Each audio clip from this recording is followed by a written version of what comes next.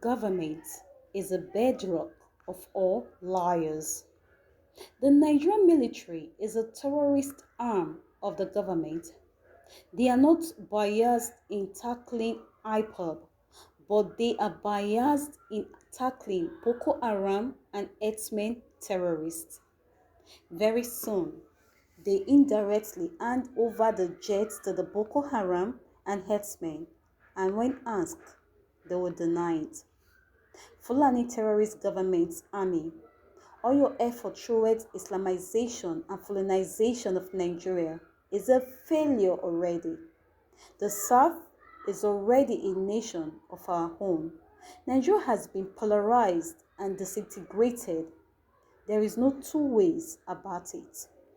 The Nigerian military is the most biased and prejudicial. Boko Haram is pampered because they are northerners. Refusals to declare bandits as terrorists is another favoritism. The truth is very clear and should be said. You are clever by half. The question still remains that some terrorists are pampered while some are not. What is the rationale in giving repentant Boko Haram an amnesty? Can the same measure be extended to the IPOB? For all I care, you can tell that to the Marines. The terrorists you choose to call bandits have been killing your soldiers like chicken, and you are yet running after IPOB that is legitimately seeking for justice. Greetings to you all. Hope we're all doing great in our respective locations. To all my amazing subscribers, never give up because great things take time. Please kindly give this video a thumbs up and please subscribe to my channel.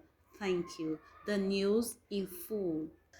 General Lucky Irabor, Chief of Defense Staff CDS, has written off perceptions heard by many Nigerians that the military was adopting discriminatory tendencies in engaging with the indigenous people of Biafra IPOB in the southeast and bandits in the north.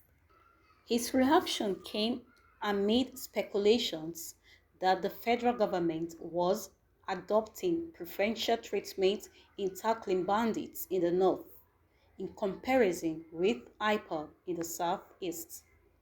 General Irabor also debunked insinuations that prominent Islamic cleric Sheikh Ahmed Gumi was helping bandits by advocating their cause, noting that Gumi was not working for the government under any guise.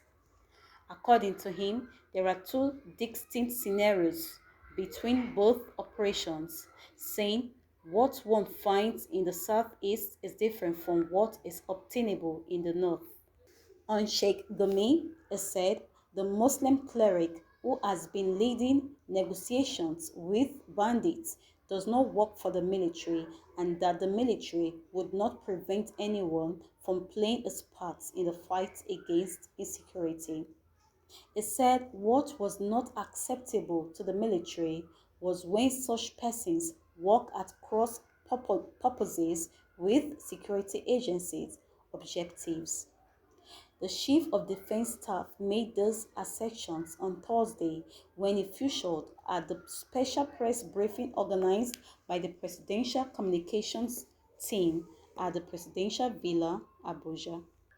He equally debunked reports credited to the Pan-Yoruba Social-Cultural Group, Afenifere, that terrorists were converging and planning to infiltrate the Federal Capital Territory, FCT, Abuja, and the neighboring cities to compromise security, while assuring that the military high command was aware of the threat and taking necessary steps to avert it. He warned Nigerians against falling prey to social media misinformation that tends to promote fear among citizens. He said, while Nigerians have the right to pass their views to the government, they must not do so through the use of violence. The CDS warned, if anyone thinks they can try the armed forces. Let him try the shape of the armed forces. On the alarm raised by the Afenifere, he said that he just saw it as a social media report, adding that report is not true, though we are making sure that anyone that has a desire that it does not happen, it is not a true report. He said that the remaining 6 of the Tucano jets from the United States arrived in the country on September 28. He explained that the 6 Tucano jets were supposed to have arrived about September 23rd, but there were some logistics, including weather, before they arrived on September 28th, making it a total of 12 that have arrived. He also said that the major operational areas of bandits is northwest, noting also that some have relocated north central. Asked whether the Islamic State of West African province ISWAP leader Abu Musab el-Banawi was dead, he said, I can authoritatively confirm to you that Abu Musab is dead. As simple as that. He is dead and remains dead. On the bandit attack at Wazamia village along Futwa Gusu, which is a border town between Katsina and Zamfara states, General Irabor confirmed that 2 soldiers lost their lives from the attack. On where bandit attacks have remained relatively high since the military launched major onslaught against them, he said they are essentially where they are. That is the reason why we are pursuing them. But more seriously, a larger number of the bandits remain in the northwest. Of course, a few who are having inroad into the north central. We are taking action so that they do not spread beyond the known locations. But let me tell you also that threat, as it were, whether terrorism, banditry, or any form of criminality, they are not confined to boundaries. But please kindly give this video a thumbs up and please subscribe to my channel. Thank you.